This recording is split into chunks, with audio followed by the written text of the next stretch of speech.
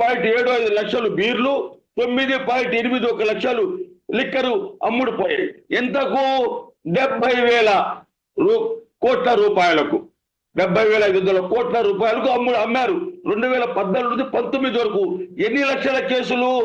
26 దాదాపు 27 లక్షల కేసులు, 100 తక్కువ అటీట. అంటే 27 లక్షల కేసులు అమ్మితే 70,000 వచ్చాయి. అదే జగన్మోహన్ రెడ్డి గారి సమయంలో 20 లక్షల కేసులు, 4.25 15.75 లక్షల లిక్కర్ అమ్మితే ఎంత వచ్చింది తెలుసు సార్? 1,06,000 చిల్లర వచ్చాయి సార్. ఇక్కడ 20 లక్షల కేసులు, నోట్ దిస్ పాయింట్ సార్, ఇక్కడ 20 లక్షల కేసులు అమ్మితే జగన్మోహన్ రెడ్డి గారి సమయంలో 1,06,000 కోట్ల పైచీలకు వచ్చింది. అంటే దాదాపు 35,000 కోట్ల రూపాయలు ప్రభుత్వ ఖజానాకు ఆదాయం వచ్చింది. ఇక్కడ ఇంకా అవినీతి ఎక్కడ జరిగింది? ఇందులో అవినీతి ఎక్కడి నుండి వచ్చింది? ఈ అవినీతికి పితామహుడు చంద్రబాబు నాయుడే. సారా చంద్రబాబు నాయుడు, వెన్నుపోటు చంద్రబాబు నాయుడు, అవినీతి చంద్రబాబు నాయుడు, వీటన్నిటికీ మూల కారకుడు అనేది ఈ రాష్ట్ర ప్రజలకు ఈ రోజు అర్థమైంది. ఈ రోజు కేఎన్ఆర్ తప్పు చేశారు. కేఎన్ఆర్ పిఏ అంటే ఒక పేద వ్యక్తి వ్యాపారాలు చేసుకుని అభివృద్ధి చెందలేదా? తెలివిగలవాడు, మంచి సంస్కారవంతుడు, జర్నలిజం వెళ్ళాడు, వ్యాపారాలు చేశారు. అంటే అతను డబ్బు సంపాదించుకున్నారు. అంటే ఇన్ని కోట్ల రూపాయలు అంటే ఎన్ని సిట్ ఏంటంటే రాసేస్తే నిజమైపోతుందా? ఎల్లో మీడియా రాసిందే మన కోర్టులు శిక్ష వేసేస్తారా? ఎల్లో మీడియా చెప్పిందే నిజమవుతుందా? ఎల్లో మీడియా చెప్పిందే చట్టబద్ధమా? అంటే రామోజీరావు గారు సైకిల్ మీద పచ్చళ్ళు అమ్ముకున్నారు. ఈ రోజు లక్షల కోట్లకు అధిపతి ఏ విధంగా అయ్యాడు అది చెప్పండి. 2 ఎకరాలు చంద్రబాబు నాయుడు గారు రాజకీయాలు 78 నుండి ఉన్నారు. అతనికి ఏ వ్యాపారాలు లేవు. అతను చూపించిన వైట్ మనీ 931 కోట్ల రూపాయలు.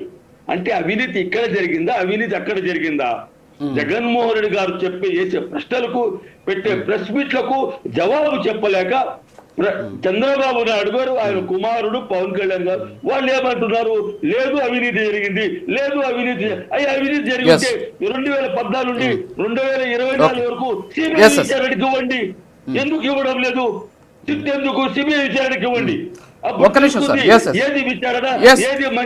ఒకటి ఓకే మీరు సిబిఐ విచారణ ప్రధానికి మీరు సిబిఐ విచారణ అడుగుతా ఉంటారు కానీ ఒక్క నిమిషం, ఈడీ ఆల్రెడీ ఎంటర్ అయింది. ఒక్క నిమిషం, మీరు మొహిద్దీన్ గారు చాలా అంటే మీరు చెప్పారు ఓకే కేఎన్ఆర్ గారు ఆస్తులు సంపాదించుకోకూడదా, ఎదగకూడదా? ఎదగాలి, ఖచ్చితంగా ఎదగాలి. అయితే ఇక్కడ ఏంటి అంటే లింకులు ఉన్నాయన్నమాట. సో లింకుల్ని ఖచ్చితంగా కనుక్కోవడం జరిగింది. సో అవన్నీ కూడా నేను మీకు చూపిస్తాను సాక్ష్యాలు. ఇక్కడ సబ్జెక్ట్ ఏంటి అంటే మీరు ధరలు పెంచేసాం కాబట్టి ఇక్కడ తాగలేదు అంటే ఇంకా కూడా జనాల్లో అంటే ఇప్పటికైనా సరే అసలు ఏం జరిగింది అనేటువంటి వాట్ ఈజ్ వాట్ అని చెప్పేటటువంటి ప్రయత్నం జరగడం లేదు. చిన్న ఎగ్జాంపుల్ చెప్తాం.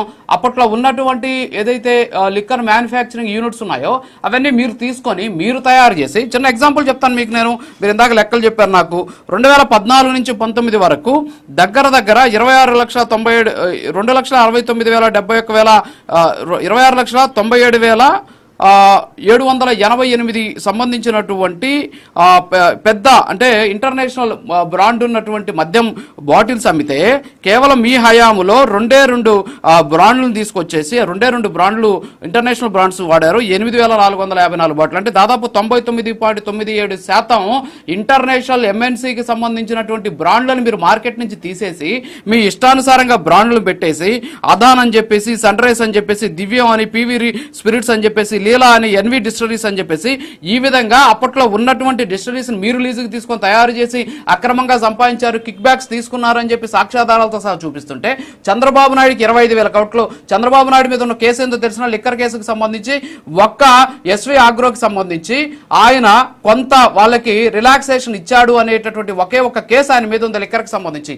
ఆ ఒక్క కేసు తప్ప 25,000 కోట్లు మీరు అంటున్నారు. మీ దగ్గర సాక్ష్యాలు ఉన్నాయా 25,000 కోట్ల రూపాయలు అక్రమాలు జరిగినట్టు? మరి 2019 నుంచి 24 వరకు మీరు అధికారం ఉన్నారు సార్. ఆయన బెయిల్ తీసుకొచ్చాడు, మరి ఇరికించాలి కదా. మరి ఎందుకని మీరు కేసులు పెట్టలేకపోయారు? మీరు తెచ్చుకున్నారు కదా సార్, చంద్రబాబు గారు స్టే తెచ్చుకున్నారు. ఆయన ధైర్యం ఉంటే తప్పు చేయకపోతే స్టే ఎందుకు తెచ్చుకున్నారు?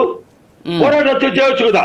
అంటే సార్ ఇప్పుడు మీరు చెప్పారు చూసారు సార్, డిస్టరీస్ ఏదైతే 20 ఉన్నదో అందులో ఏ ఒక్క అంటే మీరు అంటే ఇప్పుడు మీ మీద ఇప్పుడు కాదు సార్, ఇప్పుడు మీ మీద కేసులు ఇప్పుడు మీ పార్టీకి సంబంధించినటువంటి కాదు సార్, ఇప్పుడు మీ పార్టీకి సంబంధించినటువంటి చాలా మంది మీద కేసులు ఉన్నాయి.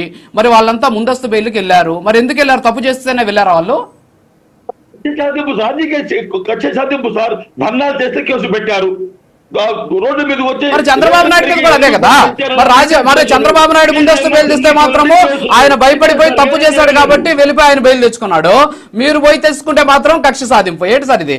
ఓకే నేను మీకు ఒక్కసారి ఆ వివరాలను చూపిస్తాను. ఒక చిన్న బ్రేక్ ఉంది, బ్రేక్ తర్వాత కంటిన్యూ చేద్దాం. Break please. ఓకే చూపిద్దాం. Break please.